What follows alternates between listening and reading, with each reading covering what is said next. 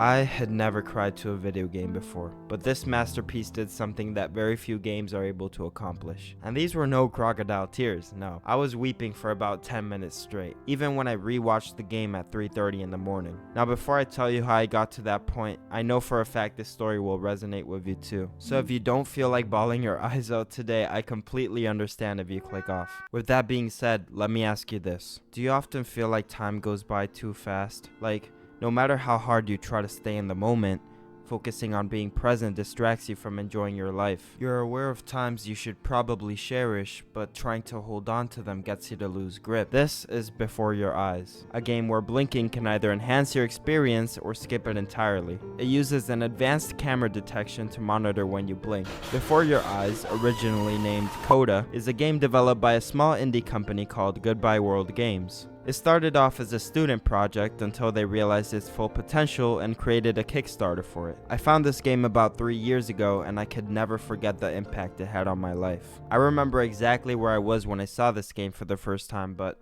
I'll get to that later. Lost in the blue sea, surroundings are unclear, as the only thing visible to you is the ocean among the nebulous clouds. You are a soul, lost beside other people who have lived their lives already, roaming freely around the ocean before getting picked up by a ferryman who happens to be an anthropomorphic coyote. Get away, you lucky fowls. That's mine. Well, hello there, stranger. Whew. You're a real bright and shiny one, aren't you? He chose you for a reason. Your life was a great one, and this ferryman has the ability to leave your soul in a place where eternity seems pleasant, and you could escape the vast blue sea. Meanwhile, he would be heavily compensated with some moolah. All he needs is a story powerful enough to convince the mighty gatekeeper to let you in. If you fail to impress, we quickly learn the outcome, as rejected souls are turned into gulls doomed to linger forever. Now we are introduced to the story of Benjamin Bryn. Looking upon the beautiful clear skies and hearing that soothing motherly voice on the beach, where the serene sound of the waves make it difficult not to appreciate the moment, even as a baby. Just you and your ma alone. She sounds so young and full of life, there's nothing better. But before you know it, in the blink of an eye, the day is coming to a close. The sun is setting, but that's okay, there's always tomorrow. Oh well, days have a tendency to do that, I guess. It must be exciting being a parent, watching life you brought to this world evolve day by day. It happens so quickly, yet that's because you're frozen in bliss. Benjamin's parents are Elle and Richard. This seems to be their first and only child, so of course they're eager to save any recollection of Benny's paraphernalia. The soundtrack is just perfect. It captures that youthful energy with fast-paced xylophones and amateur key progressions. It sounds exactly like being a kid and just messing around with toy instruments at an off-price department store. We get some insight behind both Richard and Elle. Richard being a former professor and supportive father willing to do anything for his wife and kid. Side, 2 screws on each bracket. So that means we need 8 washers.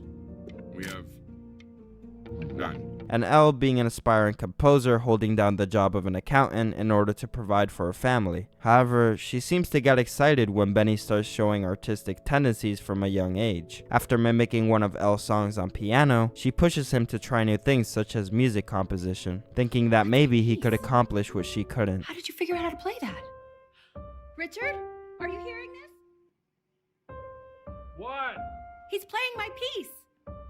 He must have figured it out by ear. The piece in question is a reoccurring leitmotif for the game, which is described as a short reoccurring musical phrase. Basically a melody you hear that stays the same, potentially presented in different variations throughout. This is very important, as the developers of the game turn this into a very powerful and emotional tool later on. We play from the perspective of Benny, watching him grow up and explore childish ventures. It's apparent that he also really enjoys scribbling, as we see him doodle his surroundings throughout his infancy. Simultaneously, we overhear Elle and Richard's day-to-day conversations, in person or through the phone. This allows us to learn a lot about these parents and give us enough time to care for them as characters. It's something within every kid's peripheral, but nothing interesting enough for them to remember. Only as you get older will you recall back to those memories and hold attachment to them. Something Benny will never forget though is his new kitten Ernie. He seems to be in critical health conditions when adopted, missing an eye, but Richard made sure to give him a proper home. Although it was said they wouldn't keep him for very long, he managed to fill a gap in the family. Elle decides to take on the role of being Benny's piano instructor. Through a picture we see framed on the kitchen table, we see her father helped her the same way. I find it interesting how you can see her deep-rooted rationale for wanting to turn Benny into a musical prodigy, just with this one dialogue scene. You know, my father once told me, when I was about your age, the only way to fight against time is to create a work of genius, which might live on after you're gone. This really shows us her thought process moving forward in the story, as a person she later becomes may not be understood at first by the player. What Elle's father said really resonates with me, as it drives my whole passion for creating art myself. It was a small dialogue scene, but I think the meaning behind it is undoubtedly something worth thinking about. All of a sudden, there's an eerie change of pace, and the tone of music shifts as well. The phone is ringing, and by the looks of it, you shouldn't be up this late. Both your parents appear asleep, so why are we standing here in the middle of the night? Well, we don't get an answer until later on, but the scene seems to purposefully had been placed there out of context. Blink again, and we cut back to Benny's piano lessons. Elle seems kind of harsh on Benny though, and that's something that gets progressively worse throughout the story. Not just that, but Elle appears more stressed about her day job, which creates unnecessary tension between the two. That's how I see it, at least. Richard, being probably the best father in any game, becomes sort of the mediator and spends more fun time with Benny. He shows him how to take photographs, which becomes very prevalent to enhancing his drawing skills. I also want you to take note that if the game is starting to feel like the pace is going way too fast,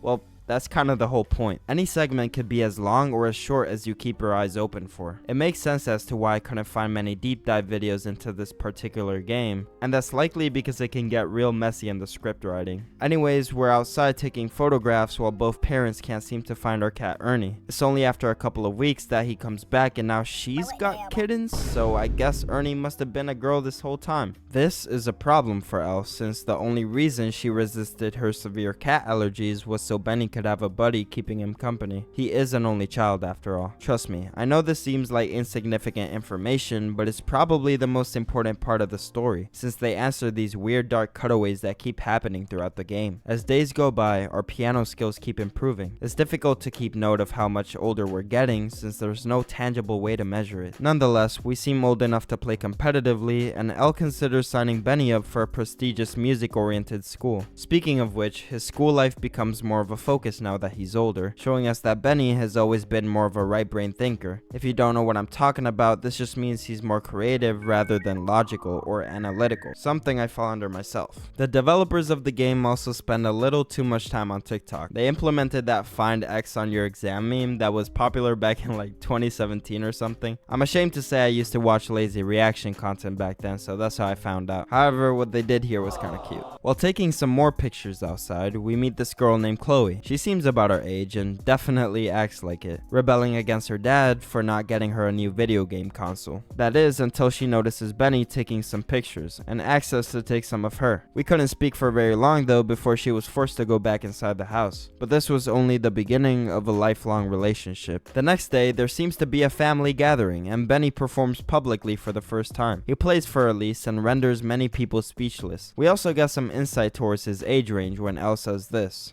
You used to write your own music, right? Yeah, but I haven't done that in years. Not since he was 4 or 5 years old. So let's just assume we're in elementary school right now. To Benny's surprise, Chloe is sitting right next to him in class. Looking down at her desk, we see a note from her with a header that reads, Dear weird neighbor kid. Okay.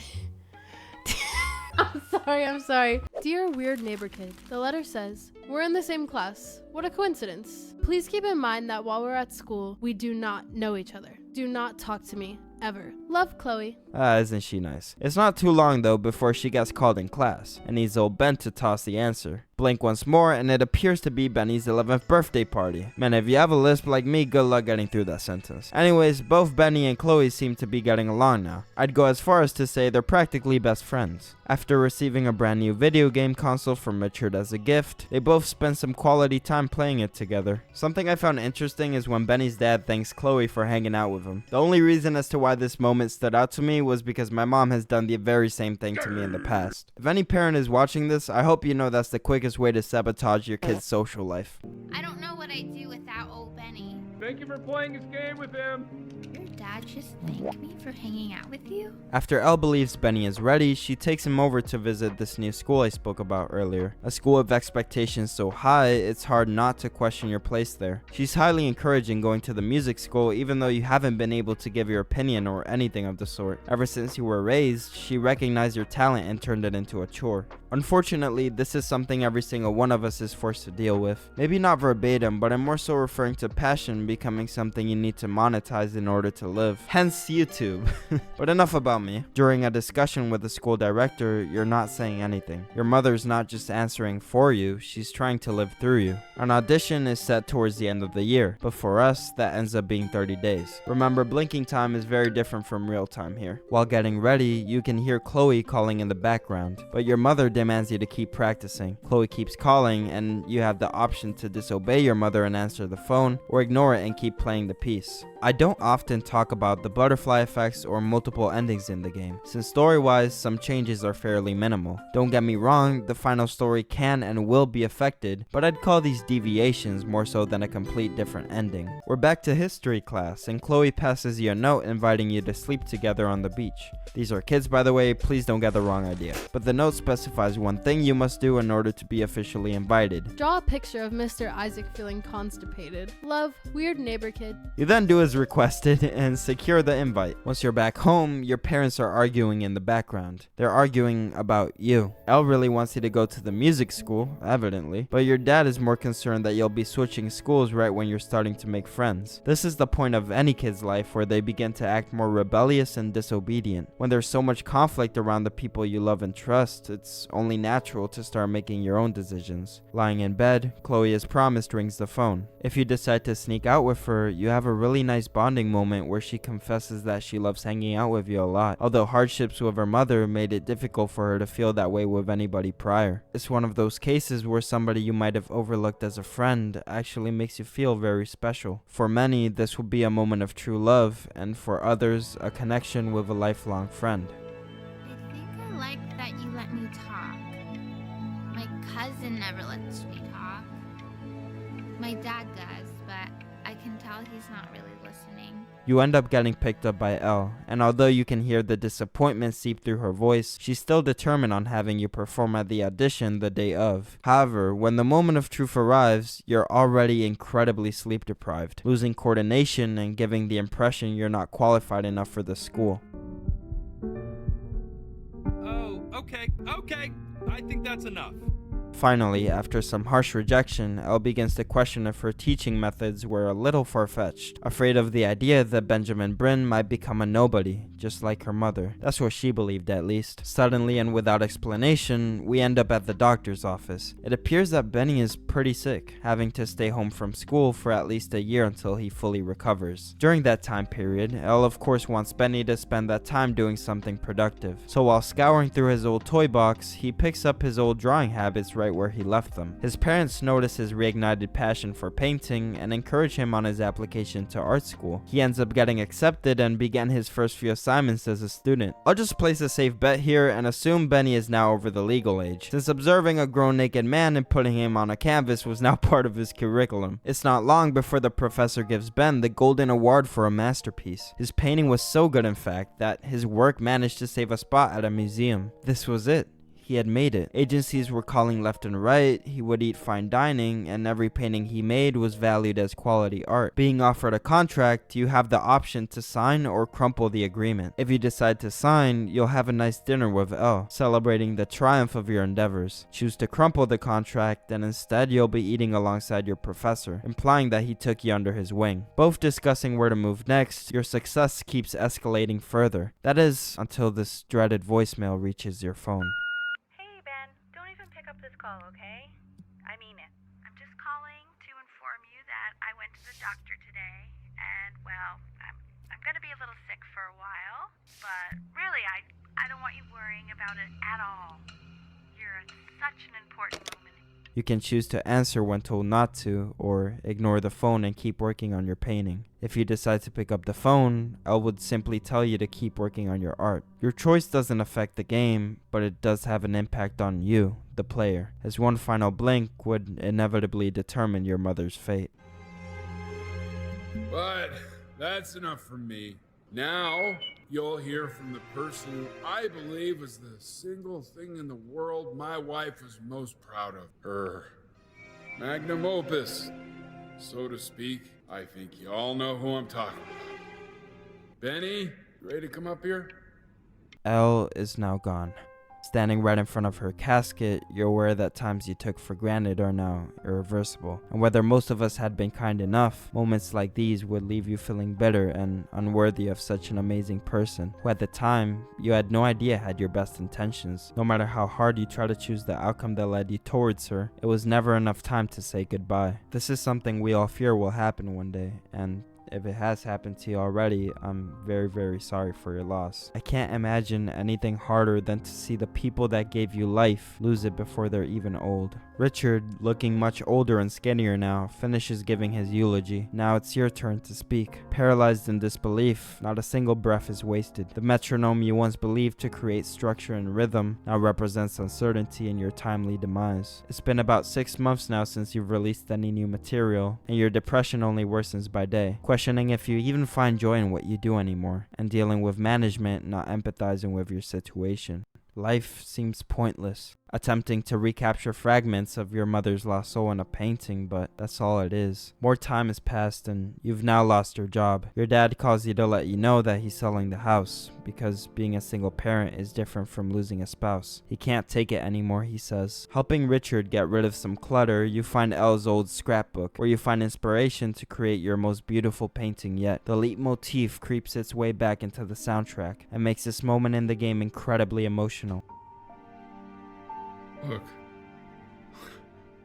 It's unbelievable, Benny. This is Elle's song, the one you grew up hearing her play since you were just a kid. Richard stares back at the painting in awe, almost as if Elle herself was in the room playing her melody. Not only did Benny make her mother proud by refusing to give up his passion, but he also closed the gap in Richard's aching heart. The painting was a mass success, securing a spot at yet another museum. You actually did it. You managed to bring her back to life, letting the world know how great of a composer Elle Stevens was. You even run into your old neighbor Chloe, reminiscing on simpler days back when you had all the time in the world. It seems like all of your hard work finally paid off. However, what if I told you this story was nothing short of a ruse? After recapping everything to the ferryman, you get to choose how you perceived your life. I know that sounds a little confusing, but basically the outcome of the story changes depending on what you tell the wolf. Down to every detail, you tell the ferryman what you believe to have happened. But something just isn't adding up. The gulls try to warn the ferryman about Ben and his potentially deceiving narrative. This is something that he's already very familiar with, since each gull was cursed for not being completely truthful with their stories. As a result of this, they're never allowed near the city and remain stuck alongside the wolf for eternity. It almost sounds like Ben's story was too good to be true, but desperation made the wolf look past any inconsistencies. This pisses him all the way off. He knows you purposefully left out some crucial information that ties the puzzle together, but why? It's almost as if you were ashamed of something. When he demands you to paint the whole picture as to what actually happened, you finally tell the truth. We're back to the story of Benjamin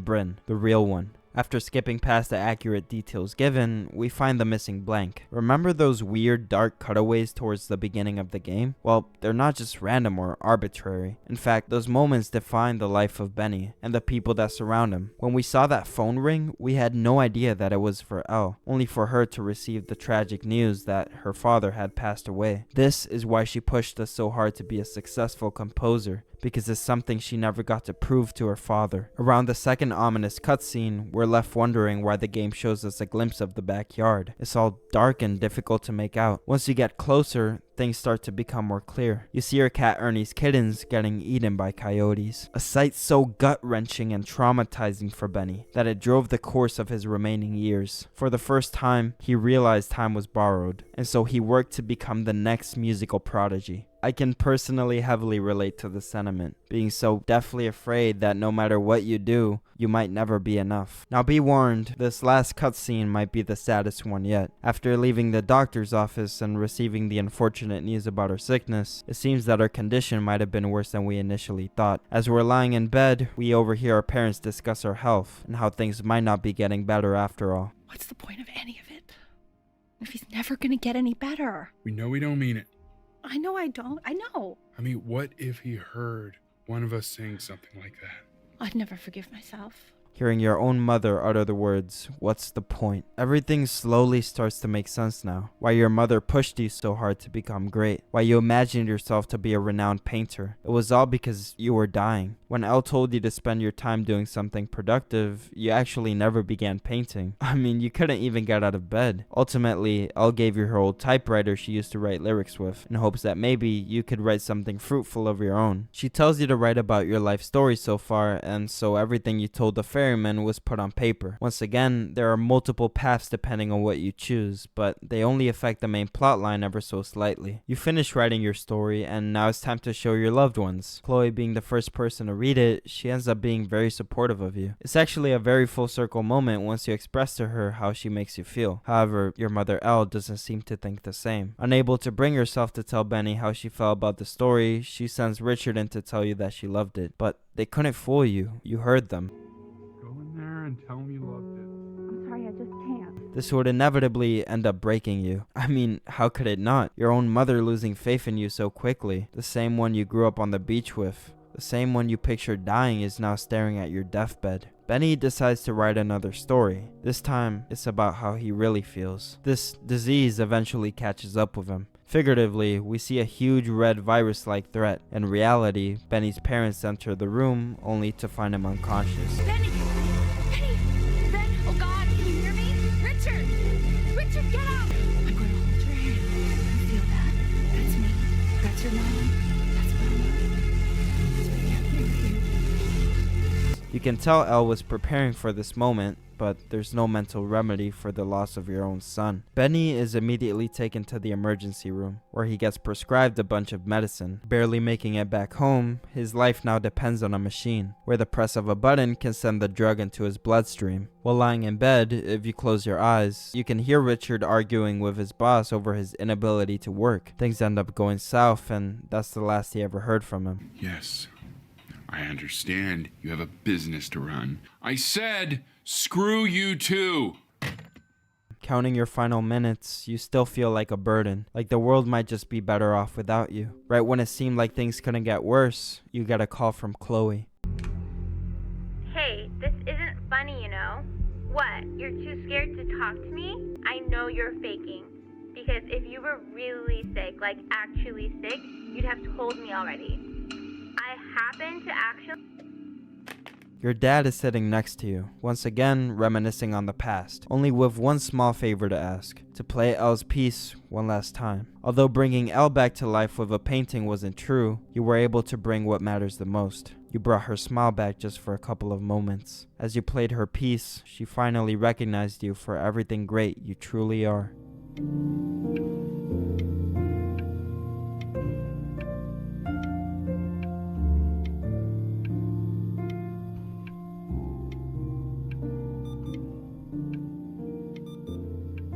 Back in your bed, you hear some scratching on your window. It's your cat Ernie, returning home after the horrible incident. He sits right above you, staring directly into your eyes, almost as if he knows you're sick. Elle seems to be pleasantly surprised by his reappearance, especially since her allergies are so bad. However, this wasn't the only surprise we got, as Chloe enters the room and confesses her deep love for Benny, platonic or not. At least now she knows you weren't faking. Despite Chloe showing tough skin, seeing you in your current state must affect her the most. After losing her mother due to very similar circumstances, you could only imagine the pain that she's going through. Throughout your final minutes, you can hear Elle playing her new piece on the piano. What is that? It's something new I'm working on. It feels good to play it. It's sad. Yeah, well, that would make sense. It has a melancholic tone that reflects the ongoing situation, yet through her playing, you are able to find peace. You come to the realization that maybe there's no point in fighting it anymore. You close your eyes one last time and rest your soul. The last thing you hear is Elle and Richard watching you slowly descend into your next adventure, as the ferryman calls your name, reeling you back into the afterlife. It's time to meet the gatekeeper, and with this, we go over the great story of Benjamin Bryn one final time. No, Richard, it's like I can't breathe. Like there's this clamp on my chest. It's okay, Benny. Just close your eyes.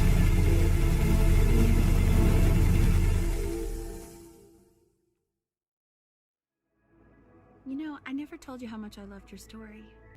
It's really so imaginative, and the person you wrote about is such an interesting and intense guy. My only issue was, well, I didn't like him very much. So, I wanted to read you something I wrote for you, which is about the Benny I've known for 11 years now. It's called The Great Life of Benjamin Bryn.